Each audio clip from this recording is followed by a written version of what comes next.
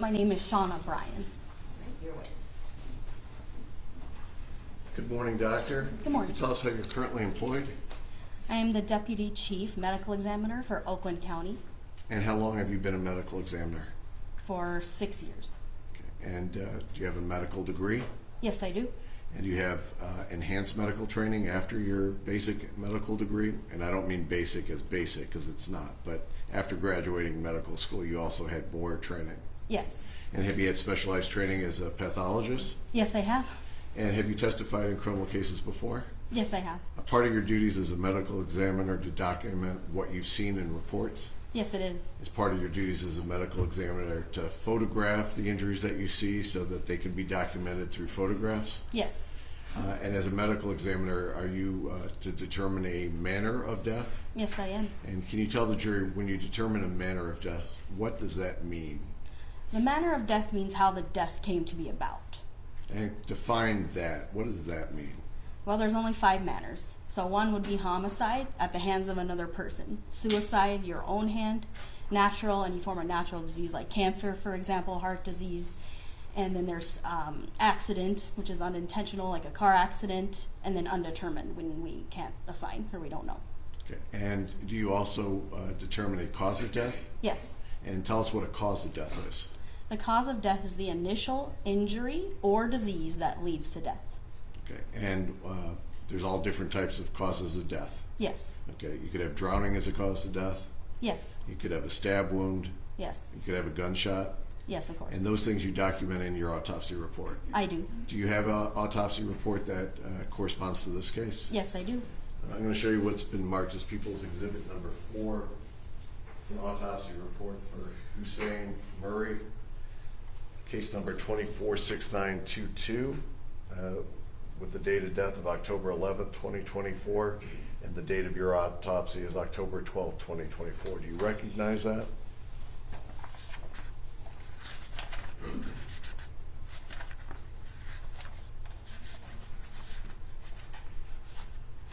Yes, I do. And that has your signature at the end? Yes. And there's attached diagram at the end of that? Yes, And also a toxicology report? that's correct. And those are all done in the ordinary course of your duties? Yes, they are. And when you do a toxicology, what is the toxicology report? Toxicology, we usually take fluid from the eye, blood, and then sometimes urine, and sometimes gastric, but usually we'll send blood out for toxicology studies, which will test for any alcohols, drugs of abuse, certain prescription medications, things like that. And that's a standard thing you do as part of autopsies? Yes, it is. Your Honor, if it wasn't in the record, I'd move People's Exhibit number 4 into evidence. All right, it's in. And I have no objection to its admission. Objection. Doctor, I want to direct you specifically back to your autopsy on October 12th of 2024. Do you recall conducting the autopsy on Mr. Murray? Yes, I do. Okay, I'm going to show you what's been marked as People's Exhibit number 4A. It's going to show up on your screen close by. These exhibits we've already agreed to enter, so I'm not going to ask you all the questions that otherwise I would. You understand? Yes, I do. I forgot something. Have you been qualified as an expert before the courts of the state of Michigan? Yes, I have. And how many times have you testified as an expert before? Around 15. Okay. And had you actually testified as an expert in this case itself in district court? Yes, I have. Your Honor, the people would move Dr. Bryan as an expert in forensic pathology.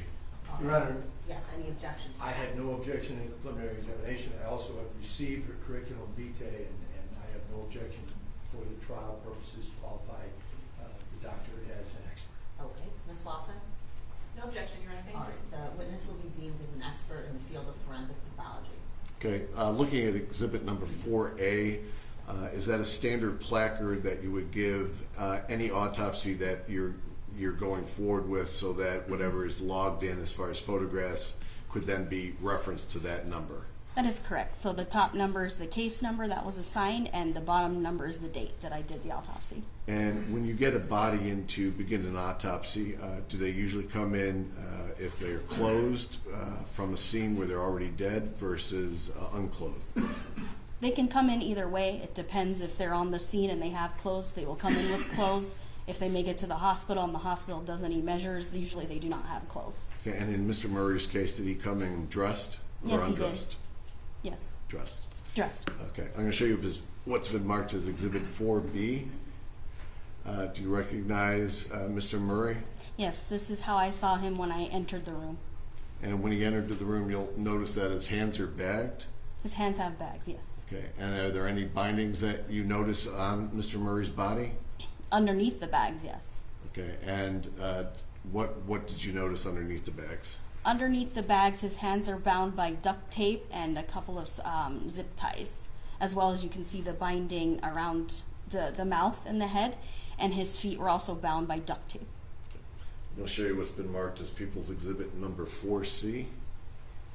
You recognize that photograph as a different angle of the bindings around his hand? Yes, And that also depicts the black duct tape that you had discussed and zip ties around that wrist. yes. Were those eventually removed? Yes, we did remove them. Were those bindings tight to the body of Mr. Murray, or did they just come off easily? They were tight. I'll show you what's been marked as People's Exhibit number 4D. Do you recognize that as another angle of those bindings? Yes, I do. And do you notice the condition of those bindings in regards to the Rolex watch?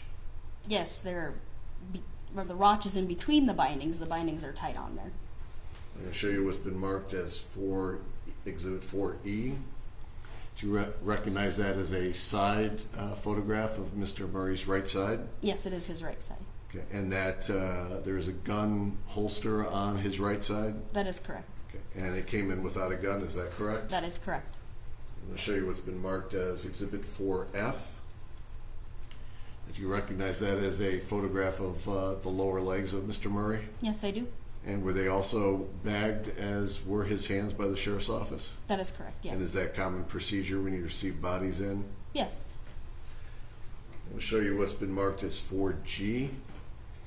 Do you recognize that as a photograph of Mr. Murray's lower ankles after the bag is removed? Yes, I do. And can you tell us what you see in that photograph? There was duct tape around the feet. Okay. And there's a shoe on one foot? One shoe on one foot. And which foot is missing the shoe for the record? The left foot. I'm going to show you what's been marked as 4H. Do you recognize that photograph? Yes, I do. And can you tell us what you see in that photograph? In this photograph, we've taken the clothes off and we've cleaned him off so I can properly see the injuries to his face and body. Okay. And what observations do you have of any injuries that may catch your attention of Mr. Murray's face? In this photograph, you can see that there's purple blotching around the eyes, which is bruising. On the face, he has a bunch of bruising all the way from the forehead all the way down to the front of the neck to basically the collarbones. And he has some lacerations, which are tears in the skin, again, around the jaw. That's what he has. And then the jaw is also fractured. You can't really see it, though, in this picture. Okay. I'll get into your internal investigation as we go forward. But for 4I, People's Exhibit 4I, can you tell us what you see in Exhibit 4I? Yes, this is his lower lip as we have pulled down to take a photograph because there's some tears kind of on the left side of the lip and bruising on the inside. I'm going to show you what's been marked as 4J. Do you recognize that as Mr. Murray's right hand? Yes, And can you tell us what you see in that photograph? it's just his hand. There's no cuts to his hand. There are no cuts, no injuries. I'm going to show you what's been marked as 4K. Is that another angle with the fingertips of Mr. Murray's right hand? Yes, it is. And again, do you see any injuries or cuts to his right hand? No. I'll show you what's been marked as 4L. Do you recognize that as Mr. Murray's left hand? Yes, I do. Okay. Again, do you notice any type of injury, bruising, or cuts to his right hand? No. I'll show you what's been marked as 4M. This is again a different angle with the fingertips of Mr. Murray's left hand. Do you see any type of cuts or bruising to his left hand? No injuries. I'm going to show you what's been marked 4N as in Nancy. Do you recognize that photograph? Yes, I do. And can you tell us what, if anything, is of interest when you're looking at photograph 4N? Yes, so this is the back of him. We rolled him over to take pictures of the back. You can see on the scalp, kind of up toward the top of the picture, there is a laceration or a tear in his scalp there. And can you tell us what type of force does it take, or what type of object does it take to create that type of injury? Lacerations, bruises, and abrasions like a tearing, superficial tearing of the skin, are all caused by blunt force trauma. Anything blunt can cause these injuries, or like from a fall, as long as it's not like a knife, let's say. I'm going to show you what's been marked as 4O. Is that a close-up of what was in 4N? Yes, it is. And can you tell us what we're seeing in 4O? So it's a close-up, as you said, of the scalp, kind of like the left right here, and he has the tear in the scalp right there. Was there a second injury to his scalp? Scalp, yes. I'm going to show you what's been marked as 4P.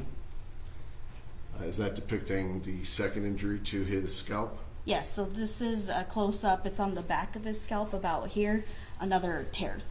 Okay, and is that something that can be caused by blunt force trauma? Yes, it is caused by that. And any type of blunt object can be able to cause something like that with enough force. Is that correct? Yes, that's correct. When you started your physical observations of Mr. Murray, was he consistent with an individual to be 72 years old? Yes. Did you determine his weight? Yes, I did. And what was Mr. Murray's weight at the time of his passing?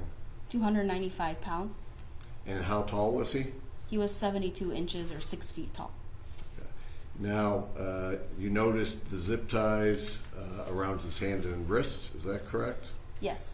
You photographed that, and you photographed the evidence of his injury, correct? Yes. Now, you started to discuss something about the internal injuries that you later noticed to Mr. Murray's jaw. Can you tell us what, if anything, you noticed regarding the internal injuries to Mr. Murray's jaw? Yes, so inside, it actually could even see it in one of the pictures where the lip was down. His jaw, this bone here, was fractured. Okay. And then there was a lot of bleeding and bruising just on the skin and underneath the skin. I hear the terminology. Over time, I get used to it, but a lot of folks aren't used to it. So we've talked about lacerations, we talked about bruising, but what do you mean when you say fracture? Fracture's broken bone. Okay. And there's different types of fractures? There are different types, yes. Okay. How would you describe this type of fracture? I would say comminuted, meaning broken into multiple pieces. And does it take substantial force to create that type of injury? Yes. Did you notice injury to the left side of his scalp? Yes, I did. Okay. And how did you designate and describe that injury? He had a laceration or a tear there on the left side. Once we open the head and reflect the skin back, he has hemorrhage underneath the scalp. And when you say, go ahead. Oh, and there are two muscles here that help you chew. He had hemorrhage in those muscles. Okay. We're going to slowly go through the definitions, but when you say hemorrhage, what does that mean? I'm sorry, bleeding into the tissue. Okay. And does it take substantial force to get bleeding underneath the scalp so that you could see it in the way that you did? Yes, and it's a blunt force. Did you notice any type of injury to his face? Yes. What injuries did you notice to his face? His face has bruising, some tears in there. Okay. Is it in one location or is it in multiple locations? It's multiple locations. Basically, the whole entire face Had bruises too. has bruises and tears. When you started to continue your autopsy, did you notice anything that stuck out about his throat area? Yes, I did. Could you tell us what you noticed regarding Mr. Murray's throat area? On his throat, it looked the same as the face. It has, from the anterior neck here, which is the front of the neck, it had diffuse bruising and some kind of linear, no patterned, nothing like a pattern that I noticed, just some linear bruises. Okay. And what did you notice when you got to look at his throat area internally? Internally, we lift up the skin. He had soft tissue, which is bleeding into the fats and then the muscles in the neck that control the head. All of that was had blood soaked, and then he had a fracture of a bone in the throat called the hyoid bone. Okay. 2 fractures. Again, broken hyoid bone. the location of that bone, because we're not going to know by definition and description. Can you point to your actual throat to show us where that would be on a person? Sure. The hyoid bone is a U-shaped bone, and it sits high up in the neck. If you feel when you swallow, your Adam's apple, that's called the thyroid cartilage. It sits just in front of that. It's high up in the neck and relatively well protected. And what did you notice about that bone? It was broken in 2 places. Okay. In your experience in doing autopsies and going through school, is that a rare injury that you've seen? It's rare. Okay. And does that take a lot of force to accomplish that type of injury? It does. Can you tell us what type of other evidence of injuries you saw to the neck? The fracture of the bone and just bleeding into the tissues. Okay. And did you make any determination of how that could occur? How would that type of injury occur? Neck compression. Okay. Now, neck compression literally means compressing of the neck. Is that Yes. part of the definition I'm okay That's on? literally, yes. Okay. Now, hypothetically, would somebody with a lot of force using their hands be able to create that type of neck compression? Yes.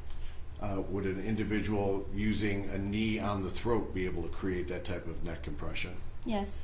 Would an individual using a shoe or boot on the throat be able to do that type of neck compression? Yes. How long would it take for continued compression of the neck to result in death? So the answer to that question is a little complex. If somebody is unable to defend themselves, let's say they're unconscious or they can't move for some reason, and pressure is applied to the neck, it's only going to take a matter of minutes, 5 minutes, less than 10 minutes, opposed to somebody who's able to fight back. It might take a little longer. How long, I don't know. And were you able to determine if Mr. Murray was still alive when this was going on? Yes. And how were you able to determine that? So the cause of death I've listed here is neck compression, but there's also a mechanism of death. Just because you break a hyoid bone doesn't mean you die from that. What he actually died from was asphyxia. This is the mechanism of death. Asphyxia, in the lightest terms, you compress the neck, and the jugular veins and carotid arteries, which bring blood to the head and from the head, are compressed. This is where the asphyxia occurs. It takes only about 11 pounds of pressure to do that, which is basically the weight of your head. The reason I know it's neck compression is because the hyoid bone is fractured. Okay. Did you determine a cause of death? Yes. And can you tell us what the cause of death was in Mr. Murray's passing? Neck compression. And I contributed blunt force head and neck trauma too. And did you determine a manner of death? Yes. And what was your determination of manner of death? Homicide. Okay. The injuries that you observed and the multiple injuries, was there anything about those injuries that indicated it could only have been caused by a single individual acting alone? No. Was there anything about the multitude of injuries that you observed that excluded multiple participants in the causing of that death? No.